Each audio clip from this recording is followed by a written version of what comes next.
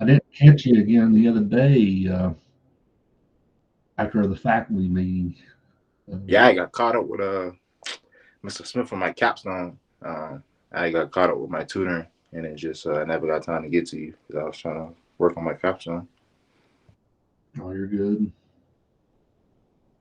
Then you know, Monday, Wednesdays I'm at Beckley. Tuesday, Thursdays I'm at Bluefield. But you know, even on the Beckley days, you can give me a call or something. So, Yes, sir.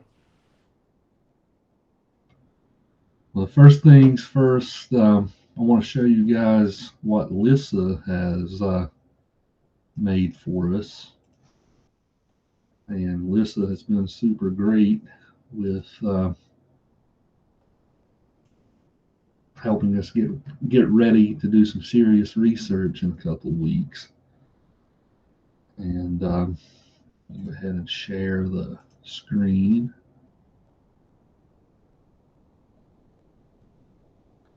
So I will post this to our Moodle page that she has made for us a Steinbeck research guide in consultation with me. And there's lots of good stuff here. I've been telling you guys about different resources that we have, like all the novels we're reading on reserve over there, for instance. Working Days is over there, all kinds of stuff. But she's got some nice little. So under course reserves, she's showing you all the different things that they have. You know, all of our textbooks, often all the novels. Um, we have some really good.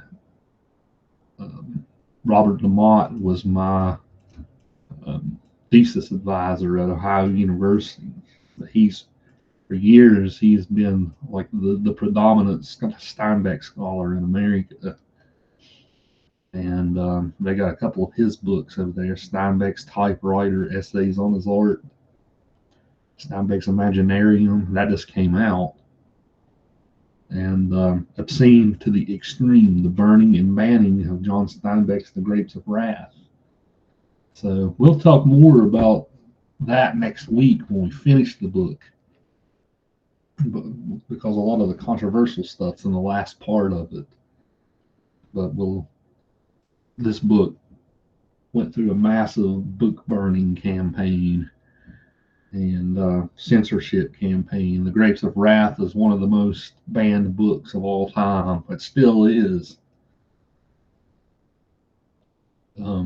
She's got Steinbeck, A Life in Letters, so a lot of John Steinbeck's letters that he sent to different people at different points of his life. That was back in the day where the letter was an art form, right? They didn't have emails, so people still wrote letters to each other. Um, the thing with this book is there's lots of it's pretty much his authorized letters. There's still lots of his letters that aren't published, and if you use them, like if you somehow get a copy of them, you have to ask the estate for permission to even cite them if you are intending to publish. So that's one of the things about. I don't know if you guys knew that, but in scholarship, especially if you work with like a lot of contemporary writers or even writers over the past 100 years that are still under copyright, you have to be really careful with how you cite them. Um, John Steinbeck Writer, the great biography about Steinbeck. So for those of you in future weeks who do your presentations, I would encourage you guys to take a look at that book, John Steinbeck Writer, because it's the best biography about him still to this day. It was written in the 80s, but you can kind of get a feel for what was happening in Steinbeck's life while he was writing something. Then you got Journal, the novel, the East of Eden letters, or the East of Eden journal, rather. So, Kelvin, in a couple of weeks, when you do East of Eden, that might be a good book for you to look at because you can see what was going on in Steinbeck's life while he was writing East of Eden. Then, of course, Working Days, which I've already told you guys about. And then there's a biography that we have, John and Carol Steinbeck, Portrait of a Marriage by Susan Schillinglaw. Susan's another really prominent Steinbeck scholar. She actually headed the Steinbeck Center at San Jose State for several years. And this is a book about John and Carol's marriage to each other.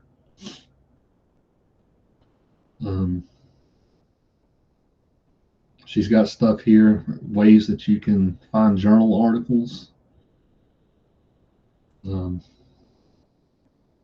She's got stuff here about how you can access different periodicals, so like articles from the Steinbeck Review, the Steinbeck Quarterly. The Steinbeck Quarterly ran from 1968 to 1993. I actually haven't clicked this. I want this better digital collection.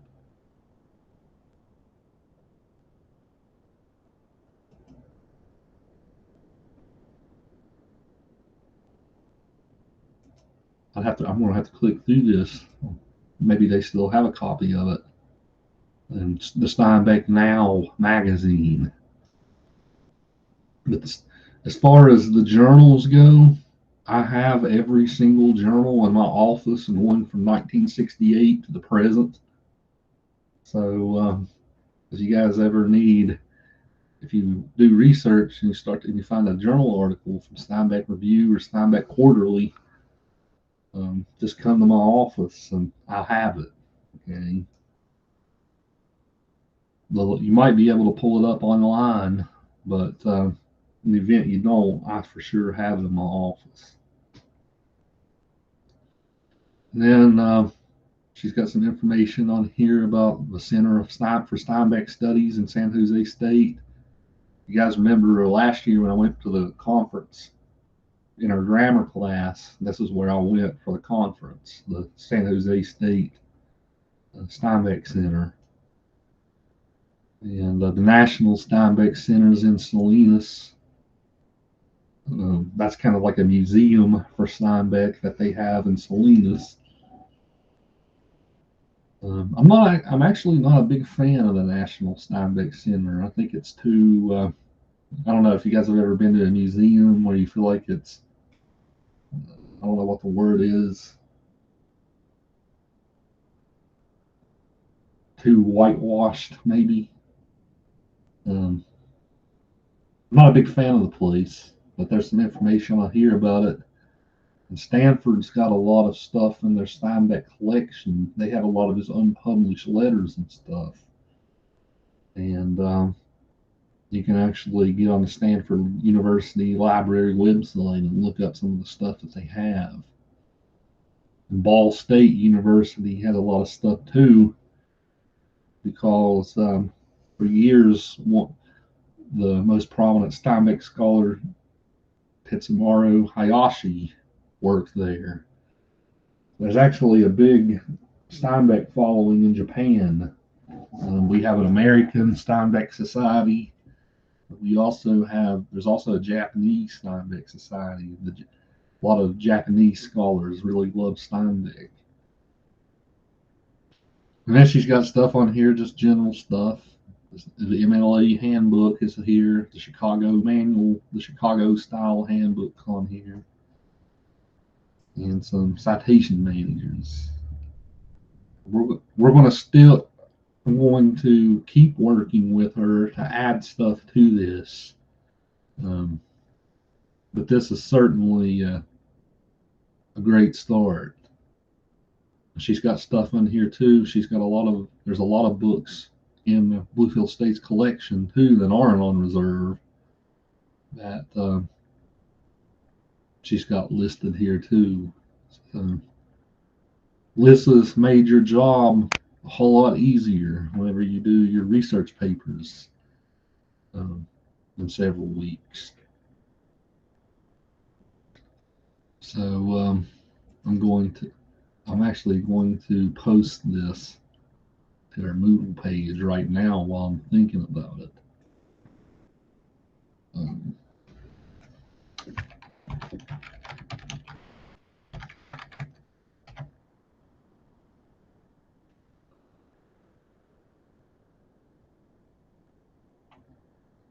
So I put it right here on our Moodle page, BSU Steinbeck Research Guide. So that's a pretty good research guide. Like even if you guys are doing stuff for your capstones or something like that, um, she's got lots of information on there that can help you find a lot of stuff here at Bluefield. So definitely take a look through that. Again, we're not thinking about research so much right now. We're reading and comprehending the novels, but several weeks we will, and especially for those of the guys who have still yet to present, you'll want to especially look at some of that biographical stuff to get ready for your presentations. So yeah, Miss Lissa did quite a job for us, um, putting together some good stuff. So questions, comments, concerns about that?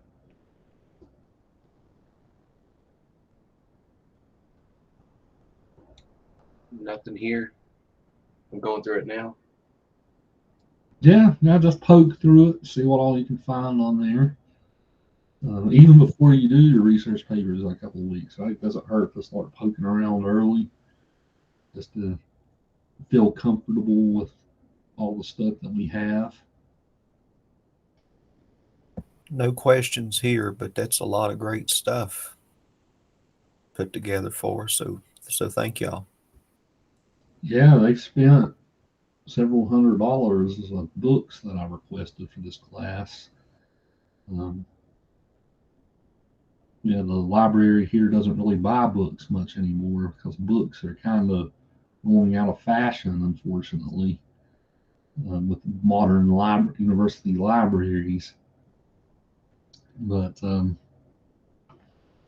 yeah, we're making sure that Bluefield State's going to hopefully be a good hub for future Steinbeck scholars for years to come. So maybe if some of you guys are going to English master's or doctoral level, maybe some of you guys will, after this class, will continue to pursue doing some Steinbeck stuff. So there's really only a couple of places in the country that you can take this class. Most of those places are in California. So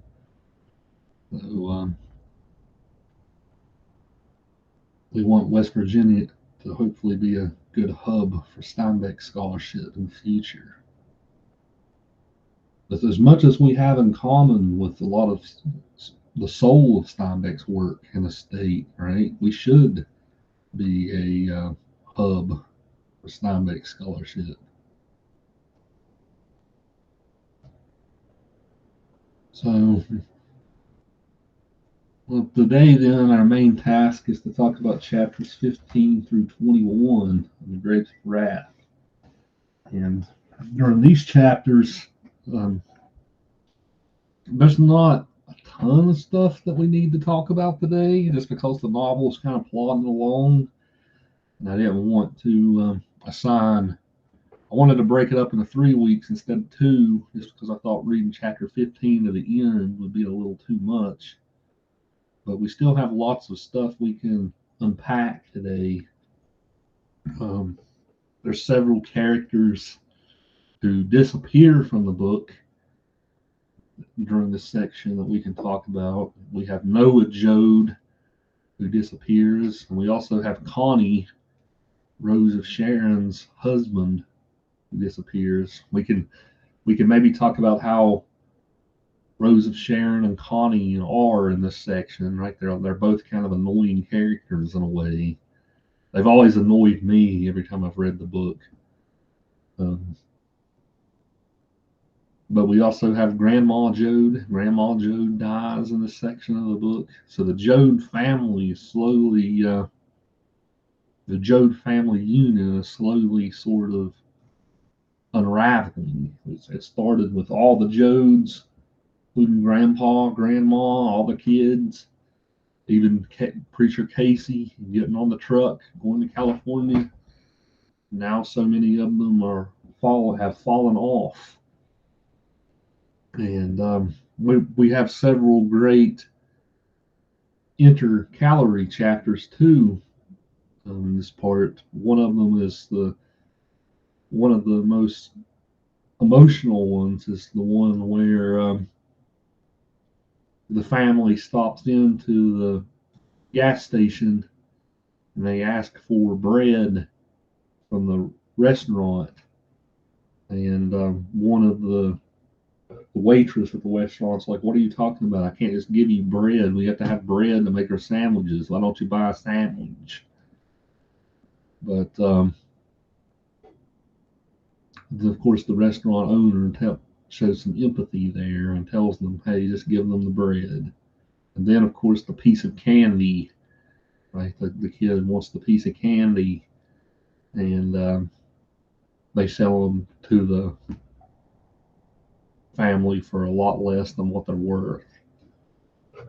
So that's one of the great chapters in the novel, actually showing you like what human kindness looks like, how it's perhaps in limited supply. Um, what, of course, we have at the ending of our reading for today, we have Preacher Casey getting into trouble, right, because he clubs the cop in the back of the head at the Hooverville. You guys will see some of the politics with Hoovervilles, like these makeshift communities that started up during the Great Depression for people who didn't have homes, and that was a lot of people. And oftentimes, the cops would come and burn the Hoovervilles down, and the people would have to relocate their Hooverville. But those communities, even despite the police's efforts, um, the community still persisted. The community still lingered around. And that's kind of where we're leaving for today. We're leaving. We left today with the last intercalary chapter talking about the growing anger that is fermenting across the country for a lot of these injustices that are starting to spring up. The anger is starting to ferment, Steinbeck says in our last chapter today, chapter 21. So let's see what you guys have to say about the reading for today. We can go in any of these directions. Maybe let's just start off with just general thoughts and impressions. Maybe we can start with you, Shane. Anything strike you as you were reading through this section of the novel? Just that you want to maybe start with a constant conversation starter? You know, there's quite a bit of stuff, but one thing to start with is, it seems like no matter what comes their way, even with the death of Grandpa and now Grandma, and just and the others running off or just wanting to stay behind, all this adversity that they're facing, they're still in the pursuit of a better life. And it seems like nothing's holding them back. They have that dream. They know that California is going to be better for them, even when they get into California and they're like, we don't want anybody else. There's too many people here. There's no work here. So why are you even coming? They still pursue their goal. They're still after it. They're still pushing ahead in spite of it all. So I think that's just an interesting lesson there that could be applied to anything. Even with some of the issues that we're facing in the country today, there are people in other countries. There's people who are dealing with issues in other states who are literally having to pack up all of their belongings, all of their family members, and relocate because their life in their current state isn't what they want. So they're pushing for the greater, I guess you. So I mean, that's a good lesson in itself. I think it is. Um, so I guess we could just discuss that a little bit before I move on to the next because it's not really related. So, Yeah, this the quest for the American dream, right? That we all yes, still have. We all still have. No warnings that people were giving the Joad family, stopping them from going there, right, to seek the dream. right. Um, we can even think about this today with we have problems with immigration and stuff in our country today, right? A lot Yes, of the a lot of the anti-immigration rhetoric is really similar to the rhetoric that the California farmers had from yes. for the Oklahomans moving west, right? Mm. Um, if you think about a lot of the illegal immigrants, right? They all come here seeking the American dream. Um, thinking about how bad it is in Mexico, right? A lot of them come here seeking the dream. So that is definitely a big theme for today, for sure. Um, one of you guys want to pick up the ball here? What's your thoughts on the how the American dream is operating in this part of the novel?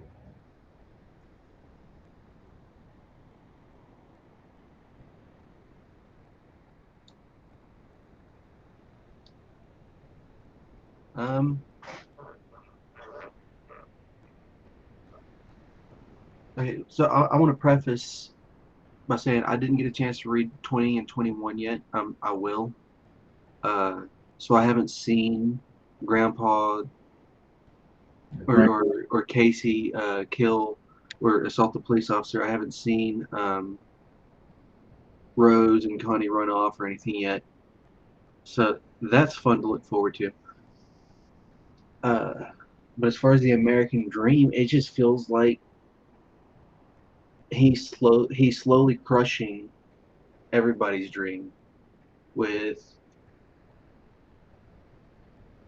he's keeping little bits of hope for the dream out, like you said with the little cafe stop that everybody just keeps driving right past, um, where there's a little bit of hope and humanity left because just small little things can help people, you know, just help them hope, I guess. But then he comes across multiple families where they're saying, no, we're actually headed back to go starve with the rest of our family, because it's better to do that than starve out here with nobody. Um, I think he's kind of saying that the American dream is dead or dying, and kind of proving it. right? Yeah, the alternative to staying at home is to be like Muley, right? It's just kind of be a ghost left on on the farm, right? There's nothing there, so I think you're right. Like if you're gonna die, you might as well die with your family, right? That's kind of like the heavy rhetoric that's kind of hanging over the Jones at this point. Let me ask you guys this question: Is the not even just thinking about the book, but even thinking about today, is the American dream a myth? Like the dream, of course, is if you work hard. Um, in America, if you work hard, you will live a happy and prosperous life. Right? You get everything you work for. Um, even today, thinking about the year 2024, right? Do you think that that's true somewhat? You think it's a myth? Um, Yes, I think it probably is. I think there's arguably always some aspect of luck or like family connection, some connection you made along the way that helps you get there. because there's always most likely someone who is working exponentially harder than you are trying to achieve success and will never get there, whether it be because of some like predetermined societal restriction or just the way their luck happens to fall. I agree with Hunter on that because I was going to say, that's a tricky question because, it's networking. I believe most of it is it's about who you know, or if you were born into a very successful family. Because you look around here and there's people who are having to work 2 or 3 jobs just to make ends meet, and that doesn't sound like a dream to me. I mean, that's a struggle, but there are people who have to do that, and there's people who are having them to make the decision between having a hot meal in the evening or pay their electric bill, and that's not a dream, that's a struggle. I mean, it's just putting nice clothes on their kids back, or having the water cut off or something. I mean, it's just decisions that if it was this grand American dream, then the citizens of the U.S. shouldn't be having to make those decisions. I mean, that's just how I look at it. So,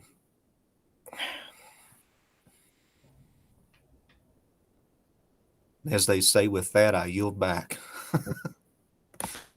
Kelvin, what do you think of that question? Is there such thing as the American dream today? What do you think? I agree with all their points, to a certain extent. It's just hard to say that in today's world when you got so many factors that come into play, because it's not really so much of an equal playing field for everybody. So I would agree with Hunter and Shane with what they said.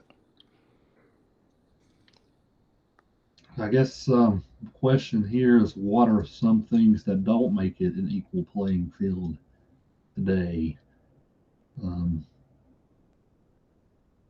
We can come up with a list if you want.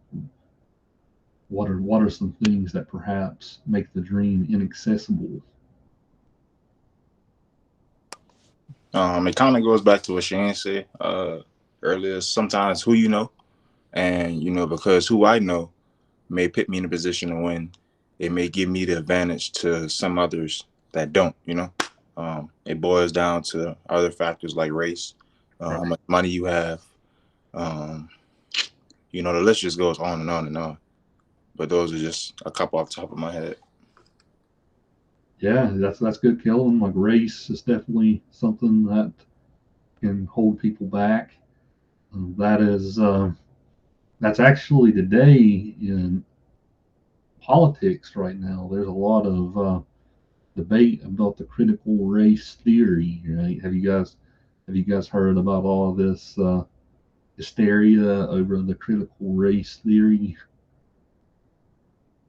Maybe you heard about it. In Mike's class. I heard about it a couple of semesters ago whenever I took the critical theory class, but I know it's always in the news for one thing or the other, but I don't know the most recent reason it is. Yeah, the sort of philosophy behind the critical race theory is exactly what Kelvin just articulated, right? That race is a factor that inhibits people from um, being able to achieve the American dream in a way. Like that race, especially, is a factor that does that. Right? It's a lot harder for like an African American person to achieve a feat that a white person can achieve. Right? That's kind of the philosophical. That's one of the philosophical underpinnings behind the critical race theory. Right? It kind of looks at lit and looks at pop culture and things like that. Just kind of makes you consider how much race actually impacts our world. And the hysteria over it is frankly crazy. It's pretty much just turned into a buzzword that Fox News uses to. They turned it into a straw man argument, right? They've made critical race theory into a buzzword to talk about how college professors are trying to make you all liberals, right? Um, and when in reality, what I just articulated to you, it's kind of hard to argue, right? Um, I think it is. Like some people just have a hard the to reach the top. It's a lot harder for certain groups than it is for others. And perhaps that's due to what, like Shane was saying a minute ago, with like networking and stuff, right? You don't you don't have those connections, it's definitely a lot harder. And race is something that maybe makes it even harder than it was. I was gonna say something similar to what you were saying about how it's turned into like a buzzword type thing for like the media to bring up, because it's always they're pushing the narrative that like you send your kid to like a university, they're gonna learn gender theory and queer theory, critical race theory. But I don't feel like you guys are advocating for us to lean towards a certain political party or vote or anything. I feel like you're put in a platform to teach us about, like, in your case, literature, the history of literature, and they're historically disenfranchised groups that write this literature who haven't had the exposure that like white male authors have had throughout time. I don't think it's wrong to be exposed to different groups of thought. I feel like that's probably the best way you can be a fully educated person, is to hear a lot of different perspectives. That's what it is, Hunter. They want to keep us divided. They don't want us to be the United States of America, but because a united people is a powerful people. As long as we're divided, then they can keep doing what they want to do. But when we become united, then we become a force to be reckoned with, and it induces fear on the government. So they don't want that. It reminds me of the movie I just watched last night, If Beale Street Could Talk. Have you ever watched that? Have not. It's a very good movie. It tells the story of a African American couple in the 70s. And the guy was falsely accused of rape, and he was thrown in jail. And the lady who accused him of it was forced to point him out by the police officer who arrested him. And so they had a whole lineup of African American men, and that police officer already had an issue with the guy. So he told her, said, "You pick him out. He's the guy who did it." And so, I mean, it was just, it's a terrible situation, but I mean, that could have been in the 70s, but we're still dealing with things like that today. And it's like Kelvin was talking about, with the race issues. I mean, there's a problem there, and everyone should be able to prosper in this country. It doesn't matter who you are, what race you are. We should all be able to, get along with each other and work together, instead of allowing media to keep causing division amongst us. So, Yeah, the other side of the argument contend. We're on a digression here, if that's all right. This is a good digression. But the other side of the argument argues that minority groups have more things handed to them, right? Like we just had the Supreme Court overturn affirmative action, but previously with affirmative action, like let's say you were applying to like a really prestigious medical school or law school or graduate school. Affirmative action sort of prioritized admissions for disenfranchised minority groups, right? So lots of people said that that was reverse discrimination against white people whenever you admitted somebody as a minority group just because they were a minority, for instance. Of course, the Supreme Court just overturned that, so that law doesn't exist anymore. But there's one example of the conservatives arguing on that, to why critical race theory isn't right. Right? They say that these groups have more opportunities than even the standard white person has today. I'm trying to do the other side justice in an unbiased way, but that's what the argument is.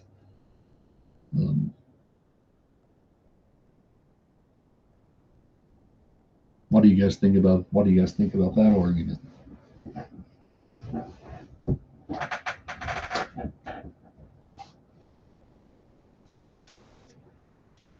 I've heard people, affirmative action was the thing. I've heard people grumble about it. Even Clarence Thomas, who is the African American justice on the court, right? Clarence Thomas is famously, he goes against a lot of the African American community by how extremely conservative he is. But he said that he wanted to get rid of affirmative action because he wanted to get into like law school and stuff on his own merits. He didn't want to get in just because of his skin color, right? So that was his argument. So it's a complicated issue, to say the least.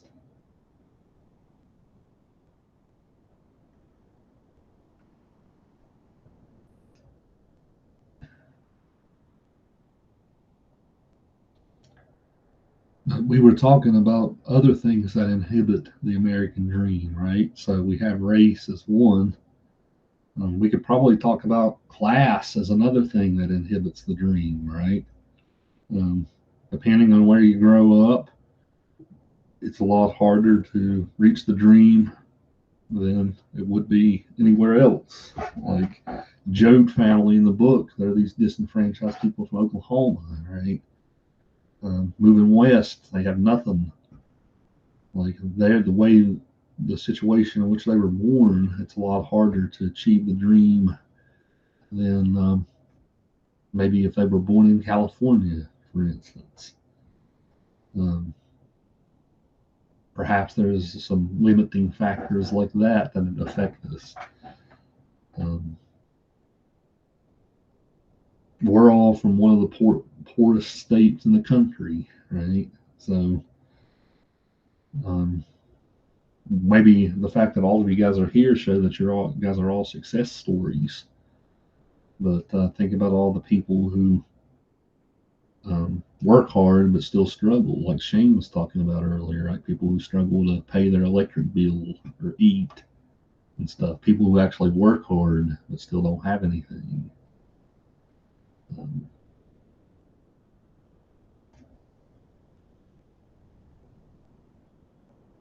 I think it's interesting to think about how the members of the Joad family keep like slowly either staying behind, like Casey gets arrested, the grandma dies. Is it still the American dream if they make it to California and it's only a couple of them there? The whole family's not together. And I feel like that probably varies for different characters in the book. I feel like it wouldn't be the dream if they got there, not as an entire family. To the mother, I feel like that would definitely affect her more than getting to California, is not having her family in California with her. But I feel like for some other characters, the family aspect may not be as important as it is to her. Yeah, your comment, Hunter, just reminded me of one of the most famous passages in the book, and that's actually pretty close to the end of our reading for today. Chapter 20, one of the famous passages is Tom and Ma are at the really very end of chapter 20. Tom and Ma are both talking about should we give up, right? Is this worth it? What are we even doing? Should we go back? Should we give up? One of Ma's famous speeches in the book, I'm looking at the top of page 509 in this, but if you guys are looking at another edition, the very last page of chapter 20,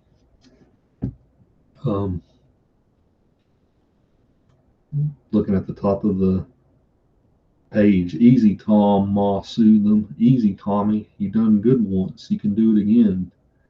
Yeah, and after a while I won't have no decency left. Easy, she said, you gotta have patience. Why, Tom, us people will go on living when all them people is gone. Why, Tom, we're the people that live. They ain't gonna wipe us out. Why, we're the people. We go on. We take a beating all the time. I know, Ma chuckled. Maybe that makes us tough. Rich fellas come up and they die, and their kids ain't no good, and they die out. But Tom, we keep a comin'. Don't you fret none, Tom. A different time's comin'. How do you know? I don't know how. So that speech, we keep a comin', right? We take our beatings, right? We get right back up. It gives us character, right? It makes us who we are. This is kind of a passage that suggests the nobility of the working class, right? That the working class can't ever be fully defeated, right? Because of their grit, and determination. People who have things handed to them on a silver platter oftentimes turn out no good. But people who come from hardship, right, often prevail, right? They're often good, sound people. So your comment, Hunter, about Ma and the family and whether whether the family is falling apart or not reminded me of that, because I don't think she does. Right? I think she kind of feels like the more lickings we take, the stronger we get as a unit.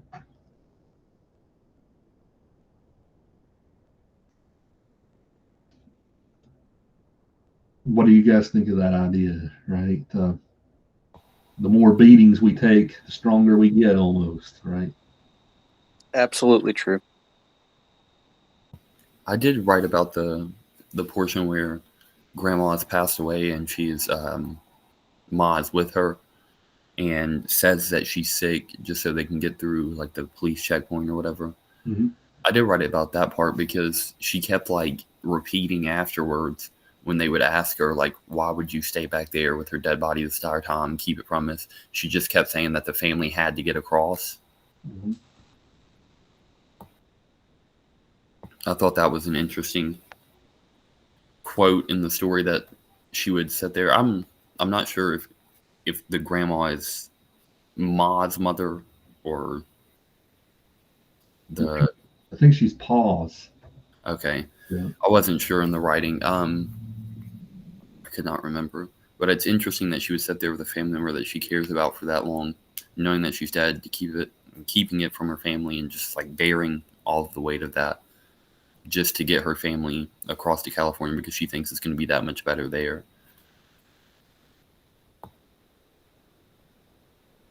Yeah, that's good. Like it's almost like what's the point of the journey, right? If we at least don't get her body over into this place.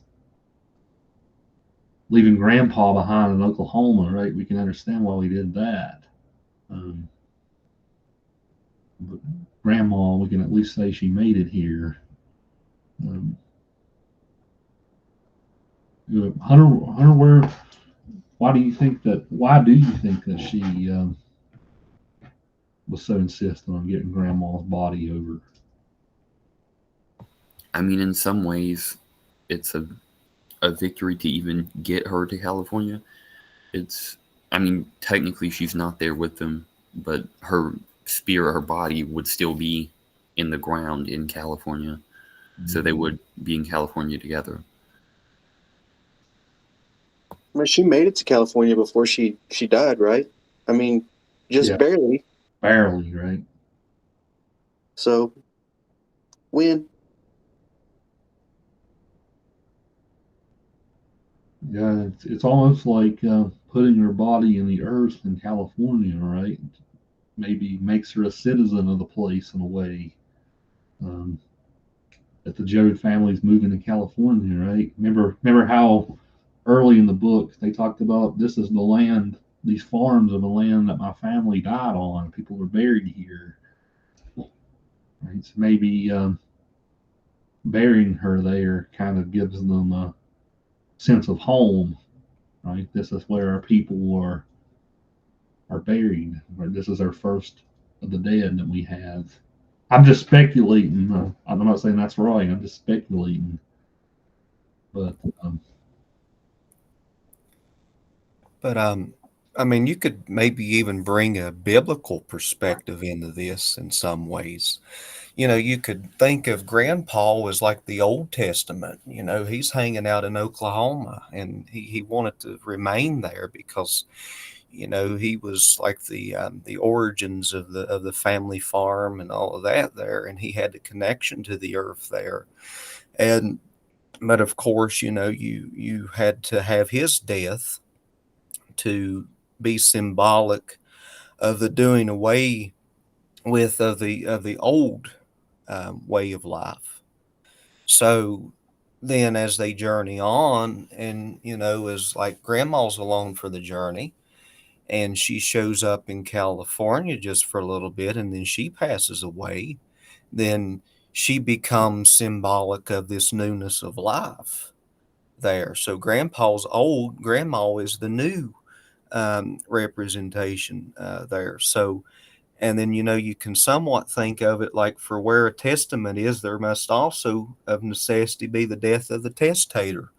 So, you know, the death of Grandpa is a testament to the old, and Grandma's death is like the testament to the new. So here they are walking in the newness of life there. So that's just how I kind of look at it there. I hope that makes sense.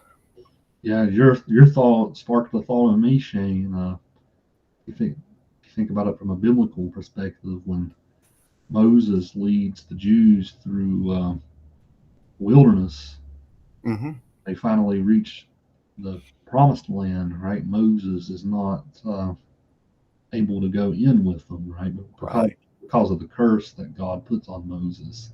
Right. But perhaps there's an echo there too, right? Of the old.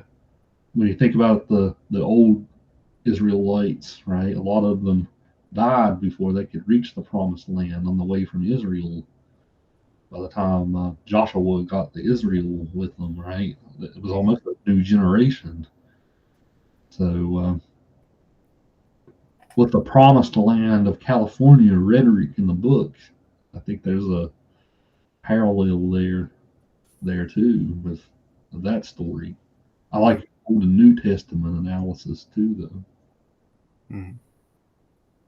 But yeah, I was taking it all in, and I was thinking that sounds awfully familiar. Mm-hmm. Well, when you think about Casey and his philosophy in the book too, right? Like almost Casey's trying to rewrite. Casey, in a way, is almost trying to start a new religion here, right? So, in that analysis, you have Shane. You could probably fit Casey into that picture too, because he's he's pretty much getting people try to get people to rethink of how they think about God and stuff. Mm-hmm. Yep. And there's two halves again. So what Casey used to be and what he's trying to become. So, yeah, there's a lot of parallels. Right? Yeah, all of this, again, the beauty of Steinbeck, right? All of his writing is so simple, but so many meanings you can take from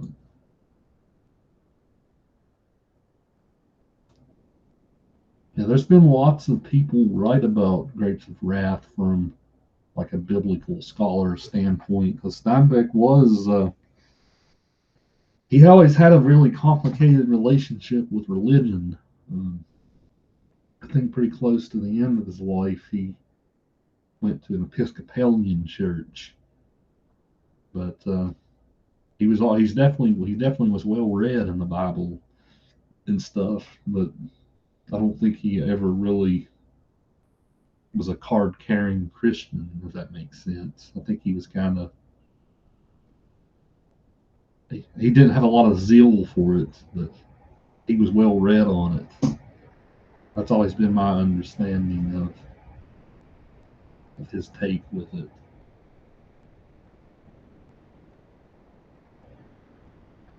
But so many of his books have biblical type stuff in them. Like even the ones we've read so far, the God and Moon had a lot of it in there. Life and Men had some of it in there.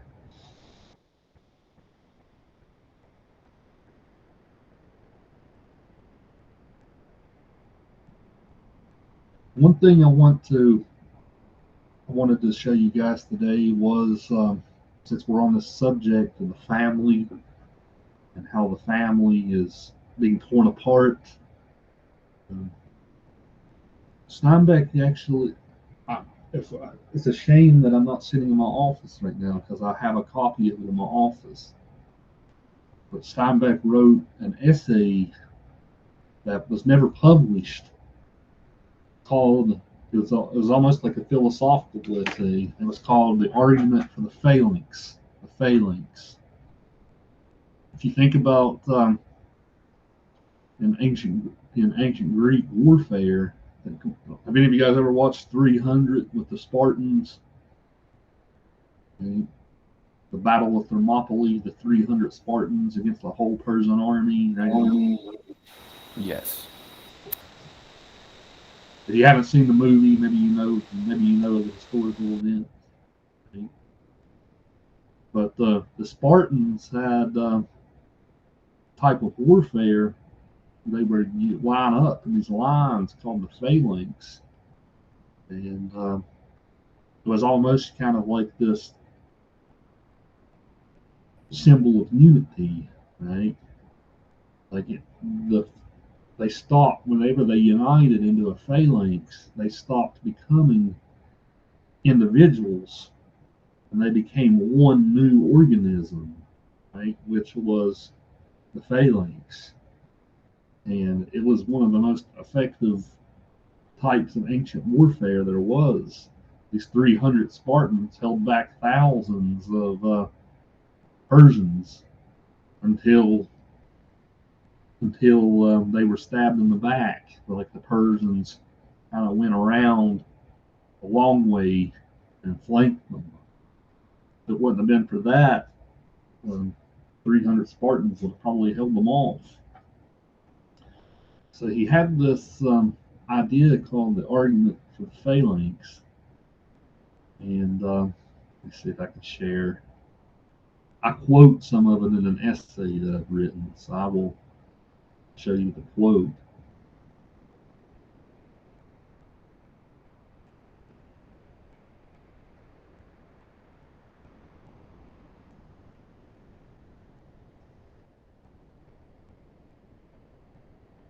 Here we go. So this is one of the quotes from his essay, Argument of the Phalanx. He says, "Man is a unit of the great beast, the phalanx. Phalanx has pains, desires, hungers, and strivings is different from those of the unit man's. His man's are different from the unit cells. The nature of the phalanx is not the sum of the natures of unit men, but a new individual having emotions and ends of its own. Those are foreign and incomprehensible to unit men. And I keep staying here. Steinbeck continues this discussion by elaborating on the importance of the unit.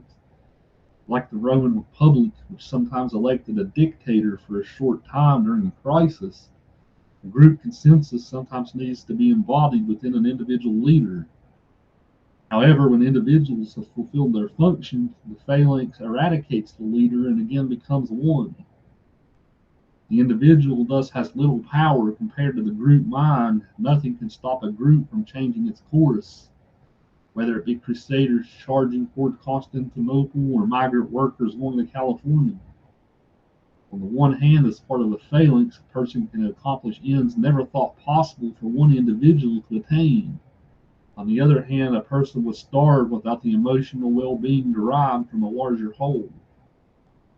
So that's kind of I couldn't quote it all without asking permission from the Steinbeck estate, right?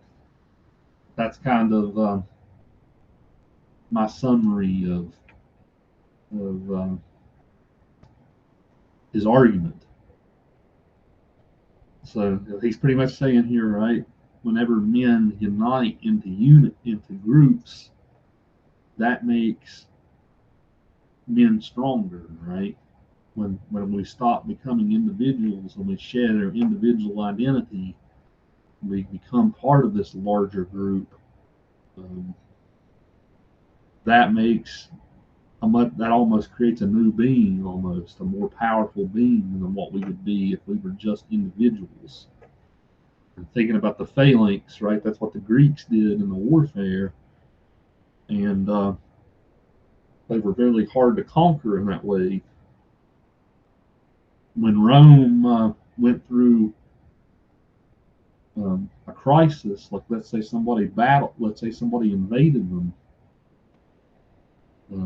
they would temporarily elect a dictator.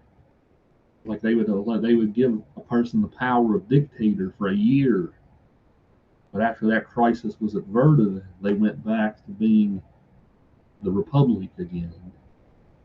Until the empire came about, in which case you had a dictator all the time, right? So Steinbeck's idea here is that Steinbeck likes to think about things from a biological perspective. This is one of the interesting things about him. His friendship with Ed Ricketts, the marine biologist, he tried to think of man almost like as being part of nature, no different than any other thing in nature. Steinbeck is one of the first like post-humanist type thinkers, right? He sees man as being a creature within nature, no better than any other creature in nature. But just like other animals that unite into groups and become one, think of ants too, right? The ant, you don't think of an individual ant, you think of the ant colony, or bees, right? You don't think of just individual bees, you think about the beehive. Steinbeck thought of humanity in this way too. And whenever we unite into these groups, we become something new that just an individual can't accomplish. So in his work in some of these middle chapters for today, he's actually almost, I don't know if you guys noticed, looking back at chapter 19, but he often compares men to ants, for instance, like the migrant workers going towards California are like ants.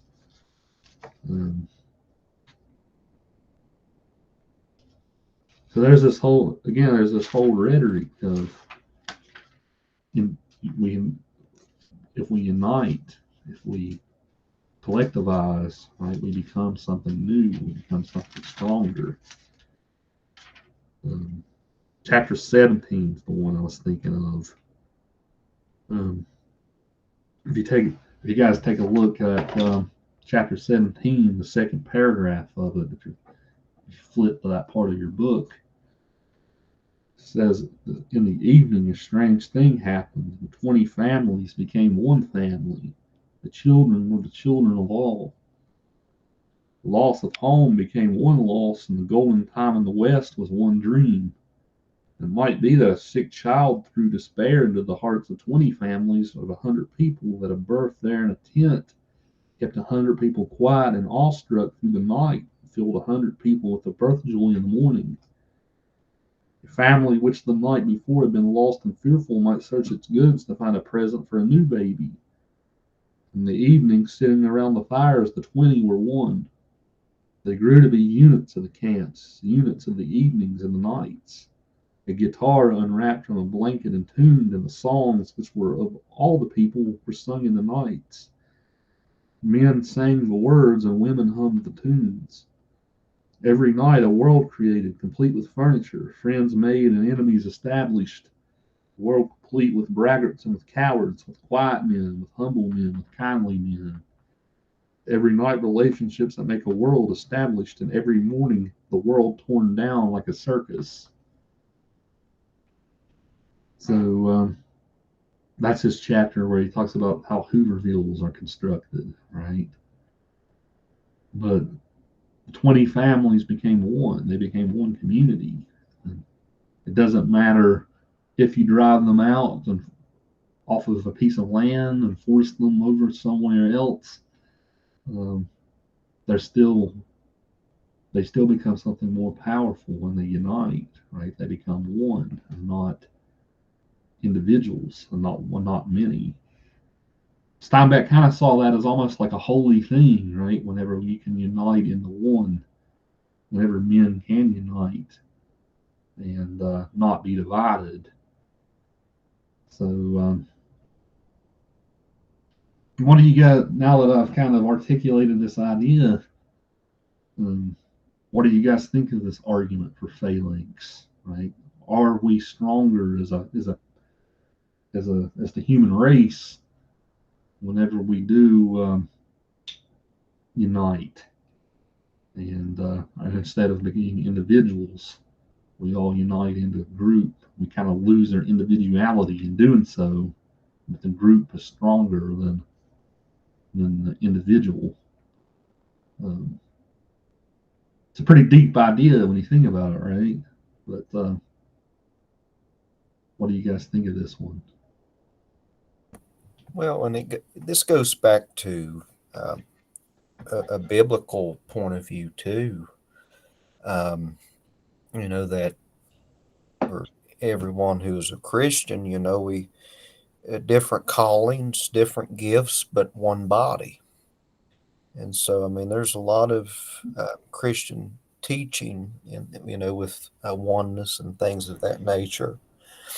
But I mean, it really seems that Steinbeck was caught up with being one with something, or unity. I mean, even in a God unknown, it's the oneness with nature and the pagan practices, and it's just pretty neat, though. I mean, but when it comes to being unified as a people, I absolutely do believe that more can be accomplished.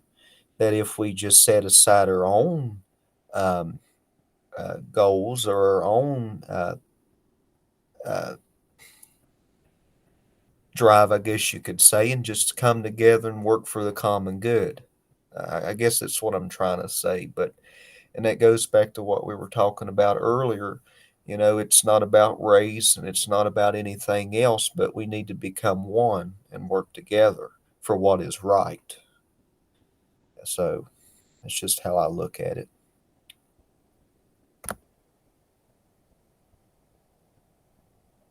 Yeah, you said some good stuff there, Shane. Like Steinbeck does a lot of the stuff we have read. He does seem like interested in this theme, right? This idea of oneness. Um, Casey seems to think that that's how God is, right? That we will all be. He kind of sees God in like a Hindu way, right? Where there's one being and we're all part of the one being. So we're all. So that's one way to look at oneness, right? But you're definitely suggesting that we all do become more powerful whenever we do become one instead of many.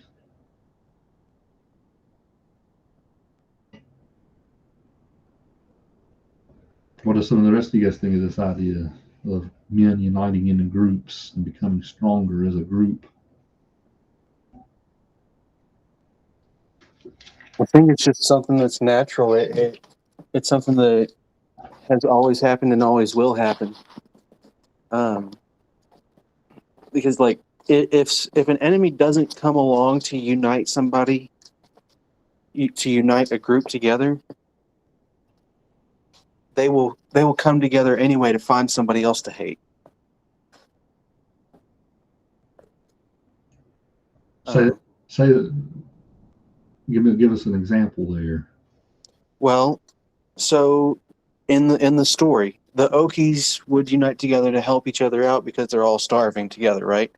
Mhm. So they're uniting against the societal oppression against them, whereas the Californians hate all the Okies. They're going to band together to hate all the Okies and make life as hard as possible against them.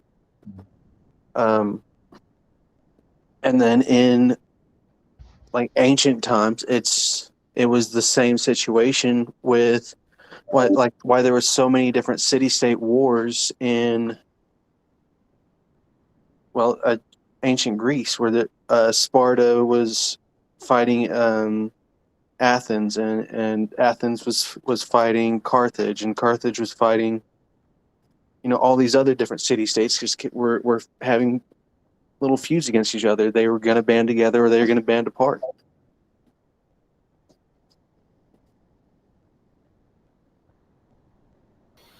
I think that the grouping together aspect is definitely circumstantially effective and necessary. I think an interesting way to look at it in the story is how they began to form like their own like self-governed governments in those. I don't know what the towns were called. You were talking about them. Hoover towns? Is that Hoovervilles. Hoovervilles? How they began to form like their own rules and like self-appointed governments in those societies without having to be pushed in that direction.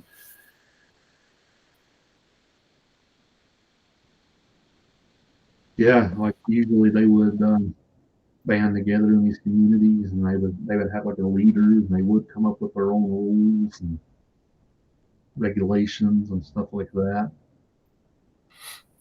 Herbert Hoover was a hated man during that time. Hoovervilles. Yeah, For the start of the Great Depression. You're to blame. You're the reason we're doing this. yeah, he was a scapegoat. I mean, he didn't do much to help it, but I think any historian would tell you he was a bit of a scapegoat for the problems. I mean, the problem was worldwide. It wasn't just in America. Um, but he certainly didn't do much to try to help it either, which is like a lot of where the anger came from.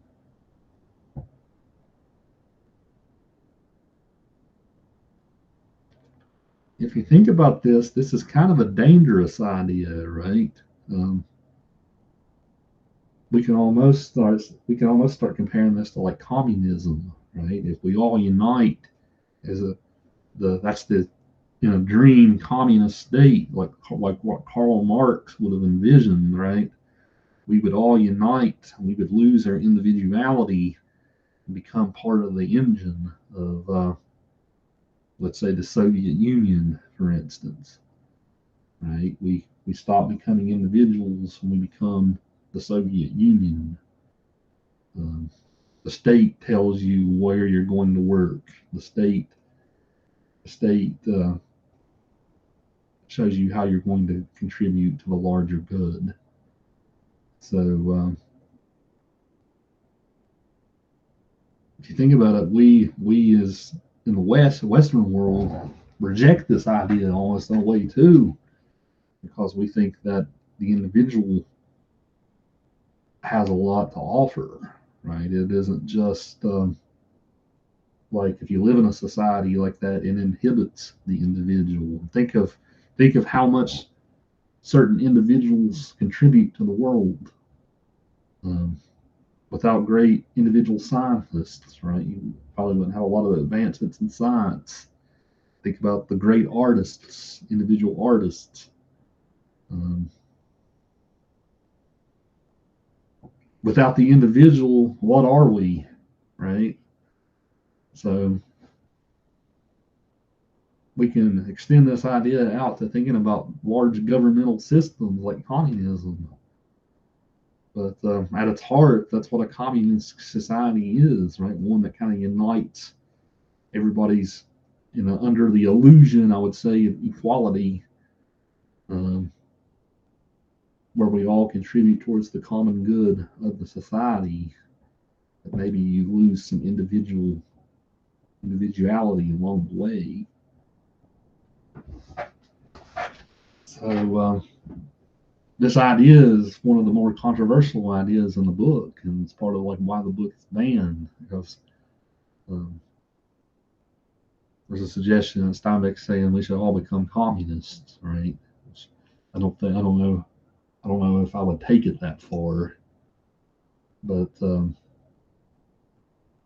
that's the when you stretch that idea to its logical conclusion, that's kind of where it leads to, right?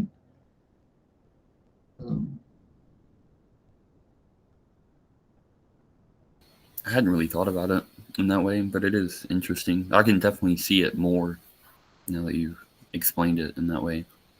That the migrant workers being like a representation of like the Marxian working class, and I don't know if there eventually is going to be an uprising, but as like the chapters that we were ending on seem to be leading in that direction and talking that there is a brewing uprising. Yeah, the anger begins to ferment as the chapter ends for today.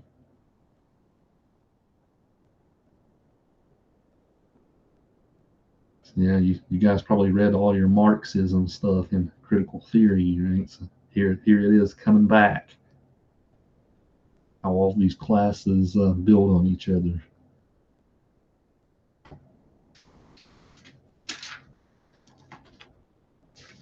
Yeah, I would never. Steinbeck actually changed his mind about this later in life. This idea of the group man. I'll show you his quote that he had later in life.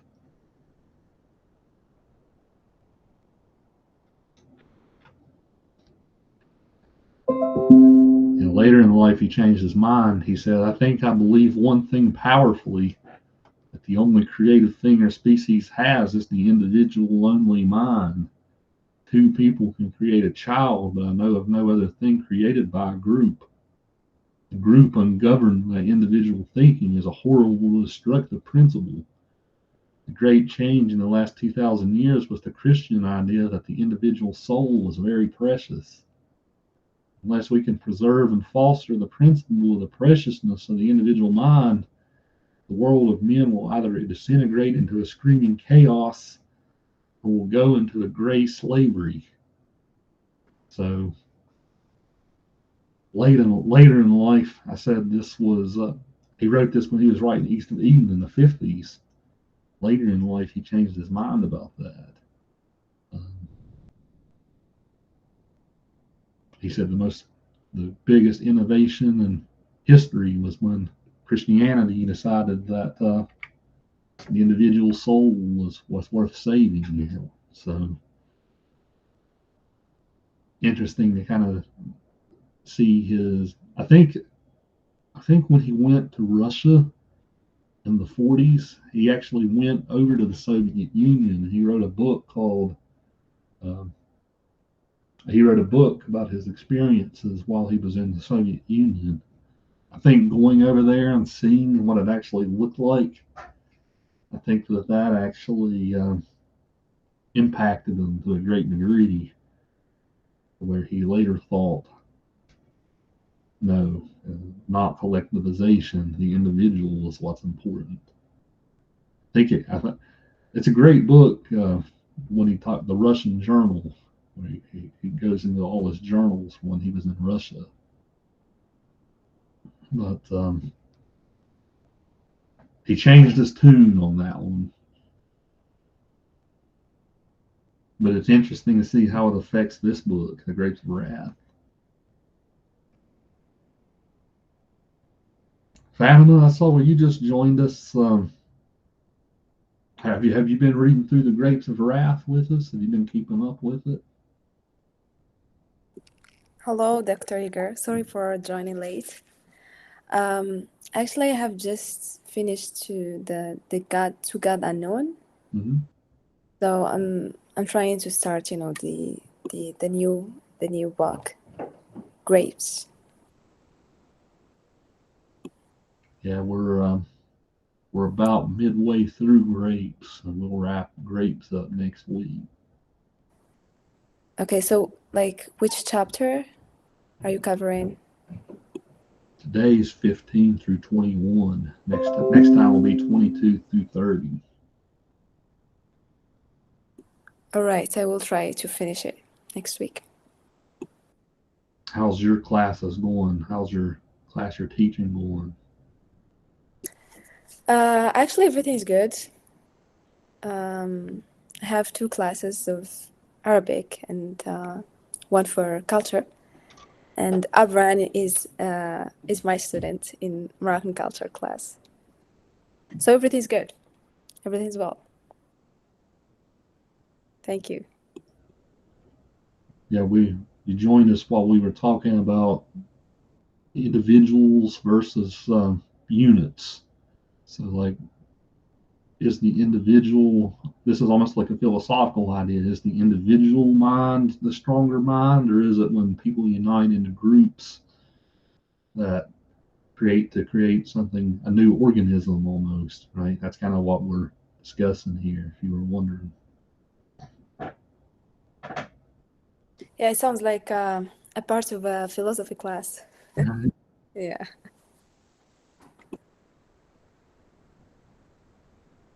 Yeah, that's always how I've approached the study of lit. I've always approached it from a philosophy sort of lens, if you guys haven't noticed.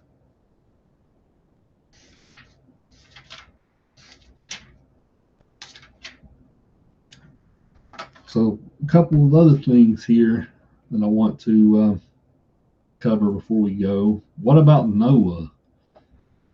Remember, Noah Jode is the he's the older brother, right? He's the one who's disabled, right? He's almost like the Lenny of this book. Why does Steinbeck leave Noah behind? As soon as they arrive in California, Noah just kind of stays near that pond that they all go to. This is I actually don't know if I have a good theory for this.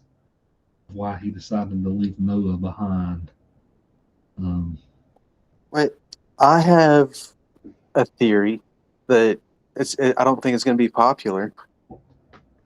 I think maybe he just quit writing and didn't want to write that character because he wasn't writing much about Noah before anyway. Right. He was barely mentioned, right? Right. He wasn't really progressing the story. So I don't want to say he got lazy, but maybe he got bored with the character, realized that the character wasn't developing anything, and didn't want to. Because if he was lazy, he could have just killed Noah off in some car accident like the dog, or just killed him because of another thing, and that would have just given him, made him another character like Grandma and Grandpa.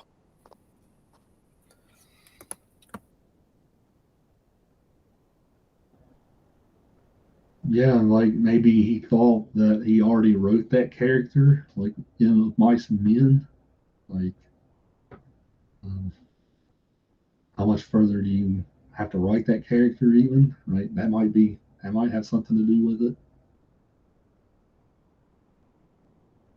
it. I think your point is an interesting one there. Like maybe he wrote himself into a corner with that character. What do I do with it? What do I do with this character now?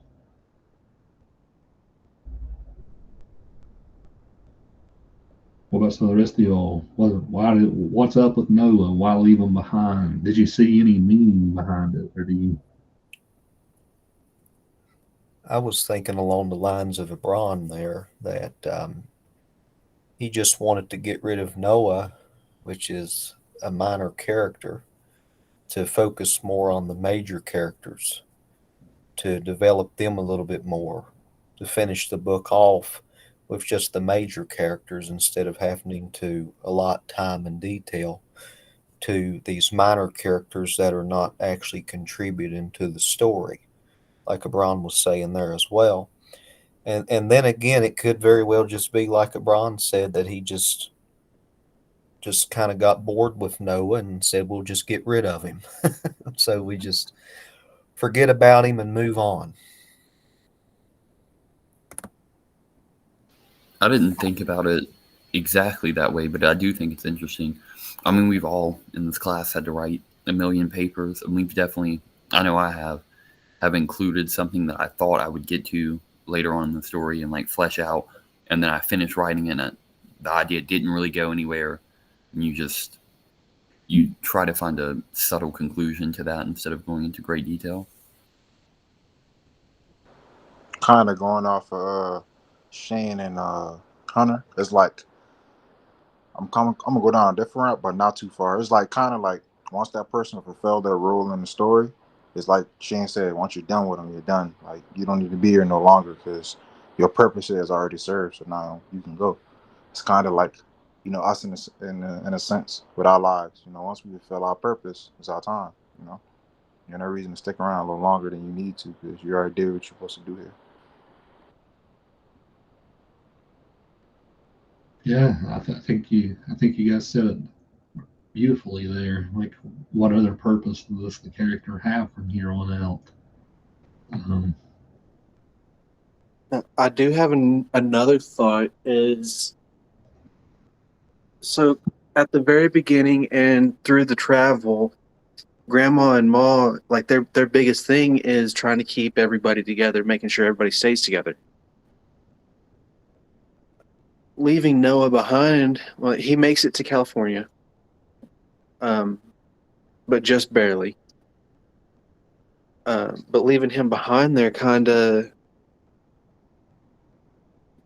defeats the entire purpose of keeping everybody together. And then it also kind of foreshadows everybody else kind of breaking apart, like you said, with Connie and Rose leaving it off as well. Maybe a thought. I don't know. Yeah, this is the first true splinter, right? It's Connie's our other character that leaves in this part, right? He's got Rose of Sharon pregnant, and these two are the most annoying characters in the novel to me, right? Rose of Sharon does have a nice. I'm not going to spoil it, but she has a nice arc. But early in the book, both of these two are. Did these two annoy? I'll ask you guys: did these two annoy you as much as they do me every time I read this book? The only thing that annoyed me was Grandma's pronunciation of Rose's name, and it took me so long to realize that that's what it was. Rose of Sharon. Yeah, I thought that since I was on the Kindle version that they had misprinted the name, and it got to a point where I actually believed that them printing Rose of Sharon, the full out name, was the misprint. I thought Rose of Sharon was the actual name, and it confused me so hard. But I caught on. That's a pronunciation you would hear around here. Yeah. Right. Every time I quote something in one of these journals, it's just nothing but like red Microsoft Word underlines. They all speak like hill people. Right. Yeah, the whole time they keep talking like, when we get to California, we're gonna go. We're not gonna be farmers like the rest of you all, right? We're gonna go get in the radio. And, like, they keep talking about. It's almost like they kind of think they're above the rest of the family, right? I think that's what kind of gets on my nerves about them. The whole time, Most guys like us. Sorry, most guys like us, but not us, right, Lenny? right? And when they finally get there, when Connie sees that that's probably not going to happen, he dips out. Right? He leaves Rosa Sharon and their unpregnant child and their unborn child behind. Right? So Connie's the worst. They actually say, like, they tell Rosa, Paul Joe tells Rosa Sharon, like, what, nothing lost here, right? This guy's complete trash, which doesn't make her feel any better. Now she's got an unborn child. This is what the child's going to be born into. So it was Rose of Sharon that they left behind. I thought they were talking about leaving the pregnant Sari behind. Sari Wilson.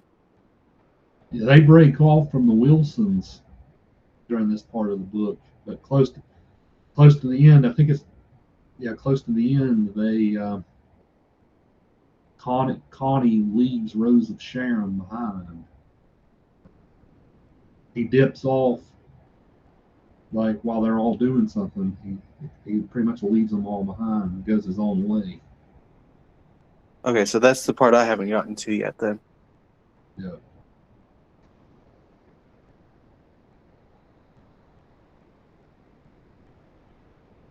Yeah, like what you were saying earlier with Noah, right? This family's starting to splinter. There's another splintering we see with Connie. So Rose of Sharon's now going to be stuck trying to care for her child in this really bad climate, where they're going Hooverville to Hooverville, where they can't get work, all this stuff.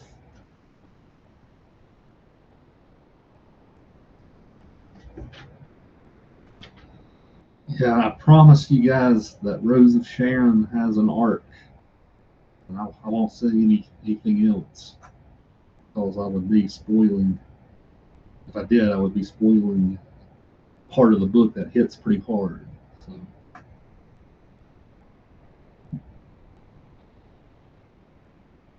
So at this point, I think you guys are all ready to finish it. So there's going to be lots of stuff happen in the reading for next week. You'll see what happens with Casey. You'll see what happens with Tom, the Joad family as a whole. You'll get some hope. You'll get a feeling of hope at one point, right? Things actually might get better. Then you'll have the hope ripped out from you, right? So the last part of the novel really tugs at your heartstrings. So I'll be interested to hear what you guys have to say about it next week when we wrap it up. As far as your journals go, again, I'll give you guys through the end of the weekend to do them. I told you guys this. I would do this last week. I still haven't yet. I just had the week from hell, so that's why I haven't got to them yet. But I will soon. Okay. This is just one of those weeks I'm ready to forget. But at least I ended it on a good note with you guys. So there's that. It all started with my 49ers losing in the Super Bowl, and then it just went downhill from there, right? So